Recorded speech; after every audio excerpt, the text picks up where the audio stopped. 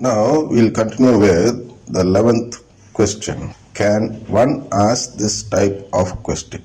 Or is it wrong to ask questions which look like hurting God? Is the meaning of this question. Why do people ask this type of questions which seem hostile to the one who explains the catechism of the Catholic Church? See, when somebody is explaining the catechism of the Catholic Church properly, why am I using this word properly? Means I have attended classes there in the seminary where they preach catechism of the Catholic Church. But there they do not teach the book like using it like that of a text. Instead, they select some portions in it and come with that and explain only that portion. This does not help anybody to come to Christ or come into the family of God. So, if somebody explains the catechism of the Catholic Church properly, then what would happen is that when a real catechist or a real religious tries to explain the CCC properly, the listeners usually should get anguished. They should get anguished, or we should get anguished when we are taught CCC. Because when we read the CCC, we actually find something totally different from what we have been assuming for our life, from our birth, especially Indians. I don't know about the foreign countries. In India, we are taught some sort of catechism from birth, except the sacrament portion and few other things. All others are all false images drawn from this world, according to CCC 2779. So, when we find out that we have been following a wrong catechism, and through that type of life, when we find out that we don't become eligible to become a member in the family of God, then we should be anguished. What is anguish? Anguish is a mental or physical pain or suffering. So, we should have some sort of mental suffering, pain in our heart. Leave alone the physical part. Physical part is different. That is meant for something else. Here, anguish is used for a spiritual aspect. We should be spiritually anguished. That is, we should have a mental pain or suffering. What suffering is it? You've lost the membership in the family of God. Or if one loses that membership, he should be anguished. He should feel a pain in his heart. None of us feel any pain when we attend classes in the CCC, in any catechism class. They don't teach us in such a way that we get anguished. They only give us false hope there, as if we are already saved, and so that we need not be bothered about being saved and so on.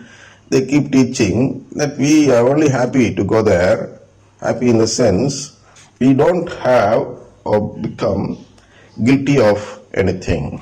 We should become guilty, like anguish in a guilty form. We should be anguished. That is the real reaction which we should get if we are taught real CCC, real catechism. We are not taught real catechism. That is a fact we should accept. Even the other day, when we were speaking about enlightenment and teaching in the theological class and all, it was mentioned that none of the professors in the theological colleges are enlightened, and so we are not enlightened. We means actually the religious are not enlightened, and therefore the religious are working in the field of somebody else. It's what we saw the other day. After hearing this, any professor, anyone who teaches theology in a seminary or in something or somewhere else, they should get at least angry, if not anguished. They should become angry. They should show the anger somehow. But they might hesitate to show it out. But inside, they should have some sort of a wound, which gives you a pain, a mental pain. This pain will come, this wound will come only if that professor bothers about joining the family of God. Usually, professors don't get angry. That will actually imply that they are not bothered in joining the family of God because I presume that they don't believe in the family of God. I've spoken to so many religious people, and none of them speak with this basis in his heart that we are all striving to join the family of God.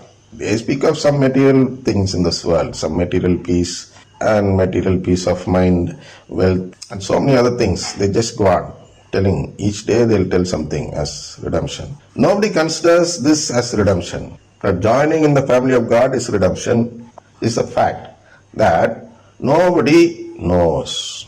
And all those who do not know that fact, or all those who do not strive to become a member in the family of God, will not get anguished when they find out that there is something different preached or taught in the Bible. So, we should have some sort of reaction. Otherwise, what will happen? I'll read it and then explain. In other words, anguish is a state of being extremely distressed about something. That something only this redemption. This is state here. We should be extremely distressed about losing redemption.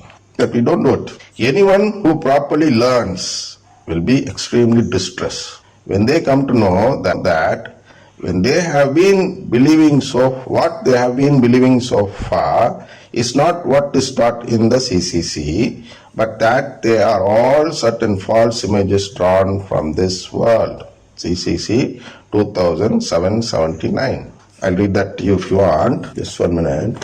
I'll only read the portion and not read the whole CCC. Part of it will do. This is a place where they speak about our Father prayer. When we say our Father, what should we do? Is what is said here. Before we make our own this first exclamation of the Lord's Prayer, what is the first exclamation of the Lord's Prayer? Our Father in heaven, who art in heaven, is our first explanation. So before we call him as our Father, we must humbly cleanse our hearts of certain false images drawn from this world. See, before we call him our Father, the first person in the Trinity, we should humbly cleanse our hearts of certain false images drawn from this world. What is this false image usually which is drawn from this world about our Father? People of all religion call God their Father. Not only Catholic religion, even any other religion, Islam, I think, Muslim, I think, they will not hesitate to call Allah as their Father. They call him as our Father, but they want to give him more respect than being called as a Father. So they call him as Akbar also. Allahu Akbar. What is Akbar? Akbar means king. So for them, it is a king. Even then, if we say we call a God our Father, they will also say even Allah is our Father, is Father to us. They'll say. And if you go to Hinduism, there are so many songs there, literature. It says that that God is their Father in Hinduism. And in any religion, if you go and search there in the scriptures and in their life, they call God as their Father. So what is the difference it makes between or among these religions? Actually, it is between, because there are only two groups. One group which considers God as their own Father, and the other group which calls God as Father as only a mark of respect. Therefore, between these two groups, what group do we belong? What does the Catholic Church belong to? Is what we should find